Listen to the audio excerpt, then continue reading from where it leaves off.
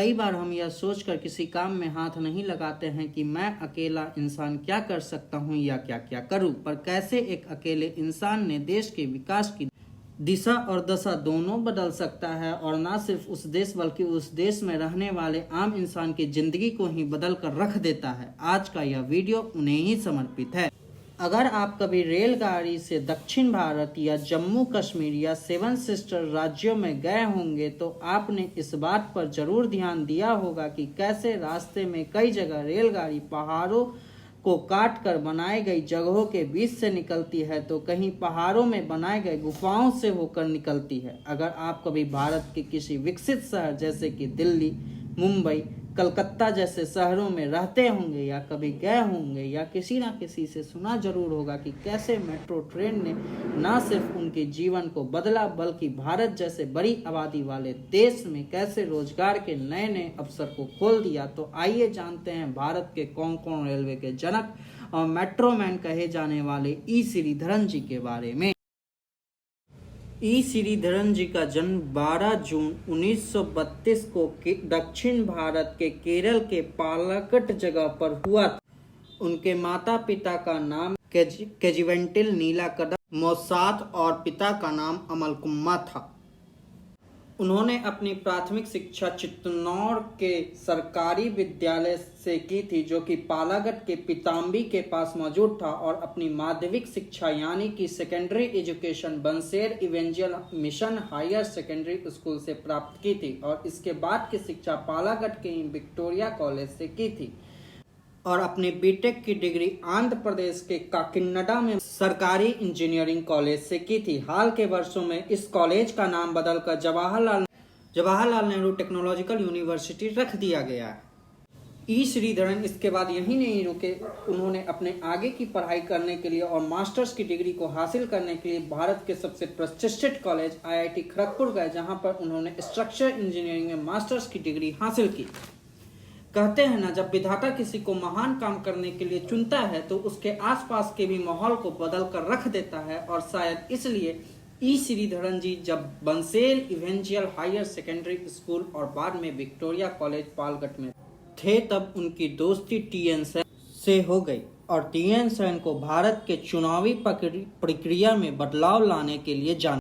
जाता है, और TN सेन ने भारत के चुनावी प्रक्रिया को किस हद तक बदला इस बात का अंदाजा इसी बात से लगा सकते हैं कि साल 1996 में TN सेन को रेमन मांगशे अवार्ड से सम्मानित किया गया था।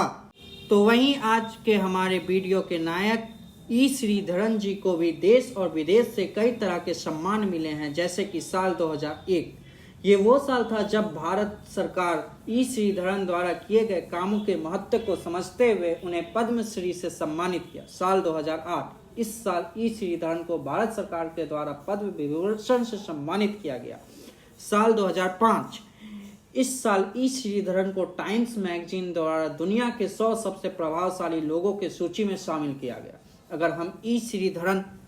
हम ई श्रीधरन जी के द्वारा किए गए काम के खासियतों की बात करें तो हमें बहुत कुछ ऐसा देखने को मिलता है जिसकी आज देश को विकासशील देश से तेजी से विकसित देश की ओर बढ़ने के लिए सख्त आवश्यकता है। जैसे कि आज़ादी के 75 साल बाद भी देश के इंफ्रास्ट्रक्चर प्रोजेक्ट कई कारणों से विलंब का सामना करना पड़ता है, जिसके वजह से न सिर्फ वहां पर रह रहे आम आदमियों को समस्या का सामना करना पड़ता है,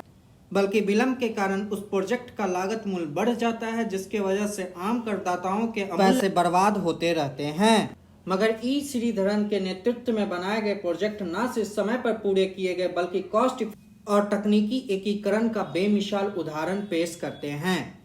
ई श्रीधरन के काम के इन्हीं खूबियों से प्रभावित होकर साल 2015 में फ्रेंच चेवेरियर डेना लियोन्स सम्मान द्वारा सम्मानित किया गया, जिसे फ्रांस का सबसे ऊंचा सैन्य और आम नागरिक पुरस्कार माना जाता है। जैसा कि मैंने आपको बताया कि ई श्रीधरन द्वारा किए गए काम तकनीकी एकीकरण यानी कि टेक्निकल इंटीग्रेशन का बेमिसाल उदाहरण पेश करते हैं, तो आइए इसके कुछ उदाहरण पर गौर करते हैं। दिल्ली मेट्रो ने ई श्रीधरन जी के नेतृत्व में स्टेट द आर्ट टेक्निकों को शामिल किया गया, जैसे कि पैसे और टिकट के लिए मानव के जगह मशीन का उपयोग करना, उन्नत सिग्नल प्रणाली और real time passenger information system, इन सब ने न सिर्फ इफिशिएंसी को सुधारा और यात्रियों की सुरक्षा को बढ़ाया, बल्कि यात्रियों को अच्छे यात्रा का अनुभव भी कराया।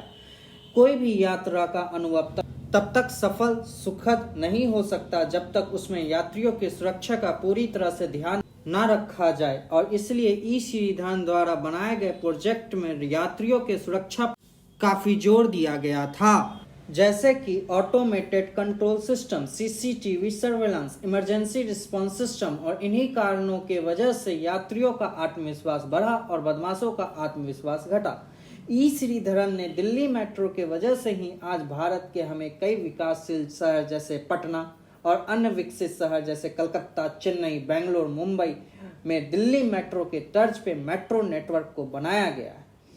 मेट्रो के अलावा ई श्रीधरन का कोंकण रेलवे में योगदान को भी नहीं भुलाया जा सकता। एक ऐसा ही 760 किलोमीटर का रेल लाइन जो कि महाराष्ट्र को गोवा और कर्नाटक को न सिर्फ जोड़ा बल्कि यहाँ पर रह रहे लोगों को भी एक भारत में रहने का अनुभव को प्राप्त कराया। साल 2021 ये वो साल था जब ई श्रीधरन भगवे झंडे के नीचे आकर केरल में चुनाव के लिए खड़े हुए।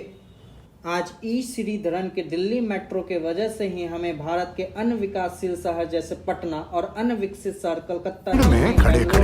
अगर वीडियो अच्छा लगा हो तो वीडियो को लाइक करें, चैनल को सब्सक्राइब करके ज़्यादा से ज़्यादा लोगों तक शेयर करें ताकि जी के बारे में ज़्यादा से ज़्यादा लोगों को पता चल सके और वीडियो को ज़्यादा से ज़्यादा लोगों तक शेयर करें।